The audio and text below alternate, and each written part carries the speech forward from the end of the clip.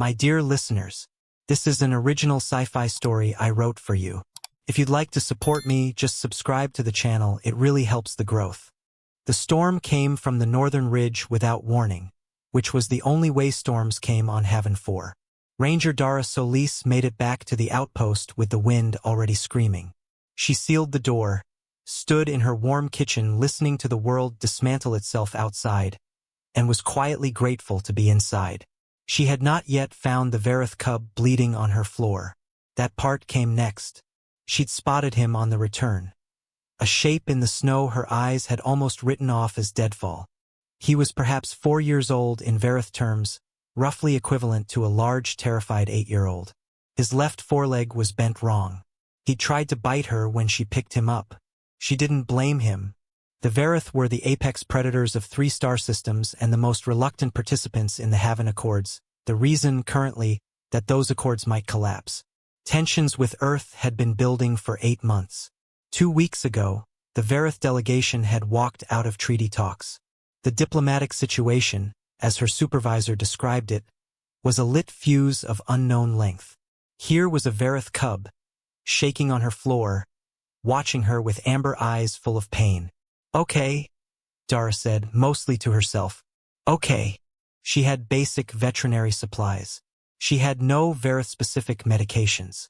She pulled up reference files on Verith biology that she'd never expected to need for anything beyond academic interest. "I'm not going to hurt you," she said. "I know that's exactly what someone who was going to hurt you would say. I'd like to look at your leg." The cub made a low, warning sound. She sat down cross-legged on the floor, a meter away, and put her hands in her lap. "We can sit here for a while. The storm isn't going anywhere." It took 20 minutes to get close enough to touch him. When she finally rested her palm on his flank, he was rigid as wire. She kept her hand there and said nothing, just held it steady and warm until she felt him breathe.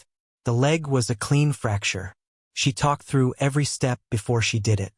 "I'm going to get bandages now. I'm coming back. I'm not leaving." She'd read somewhere that Verith cubs responded to consistent vocalization during stress. The source had been describing parent-cub bonding, but she was improvising. He cried during the splinting, a high, keening trill the translator rendered as untranslatable. Cost her something to keep her hands steady through it. But she did. "Good," she said when it was done. "That's the worst of it." His bioluminescent crest, the ridge running from brow to shoulders, had been deep violet since she found him. Fear, the reference files said. It was still violet, but it had edged somewhere slightly less desperate. She built the fire higher than she needed to. She brought her blanket and set it near him. Not on him, near him. She heated water into a weak broth and set a bowl within reach. He ignored it for an hour. Then, when he believed she wasn't watching, he drank it. She pretended not to notice. She sat at her small table and did her log entries and equipment checks and talked while she worked. Not to him exactly, not to herself. Just into the room, filling the silence the way her grandmother had filled a kitchen. Small things. Tomorrow's weather. The novel she was halfway through. The Eastern Relay Tower that always needed recalibrating in the cold. Around the 3rd hour, his crest shifted. A faint blue at the edges. Not calm, but something adjacent. Around the 5th hour, he slept. She didn't. She tended the fire and listened to him breathe, and did not let herself sleep until she was certain he was stable. The rescue party came at first light. 6 Verith, the one in front large even by their standards, his crest blazing red. He moved like something deciding between 2 options. Dara stepped outside and held up both hands. "He's inside. He's safe. Left foreleg is fractured. I've splinted it. He slept through the night. He's going to be fine." She stepped aside. He went through. She stood in the cold and listened. A cub's voice, high and rapid, then a deeper response, then a sound she had no word for but understood completely. She'd heard it in her own throat once, when she'd found her brother safe after thinking the worst. The large Verith came back out. His crest was still red but different, shot through with something pulsing unevenly. He looked at her for a long time. "You were alone with him all night," he said. "Yes." "Why?" Such a plain question. She thought about it genuinely. He was hurt and scared, she said. And it was a long night to be hurt and scared alone. The Verith male's crest shifted through colors she couldn't name. He told me you sat on the floor, he said. Yes. That you did not stand over him. That seemed like it would make things worse. He said you talked. I don't know if he understood most of it. Equipment maintenance and a novel I've been reading. She paused. I talk when I'm nervous. Something moved in the Verith male's face. His crest went a color she'd never seen. Pale, luminous gold.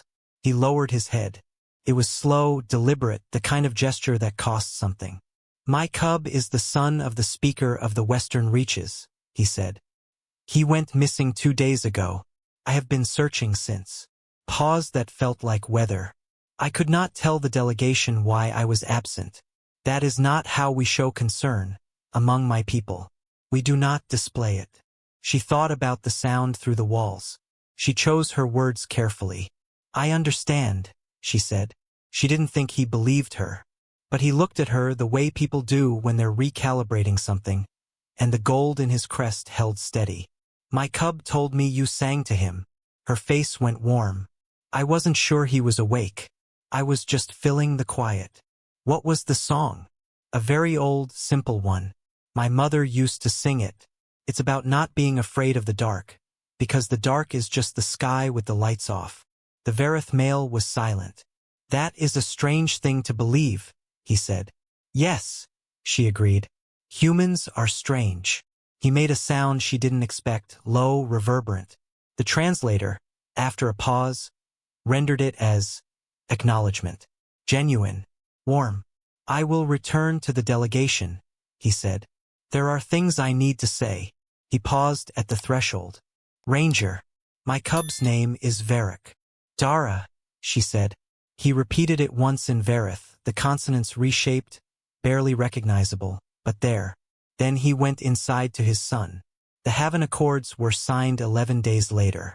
No one in the diplomatic corps could account for the sudden shift in the Verith delegation's position.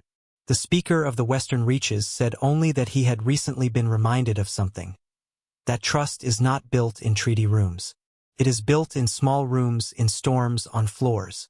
Ranger Dara Solis read about it in her next supply drops news packet. She was already back at the Eastern monitoring stations, checking equipment in the cold, doing the ordinary work of an ordinary posting. She thought about a cub's crest going from violet to blue. She finished her work and walked home through the snow.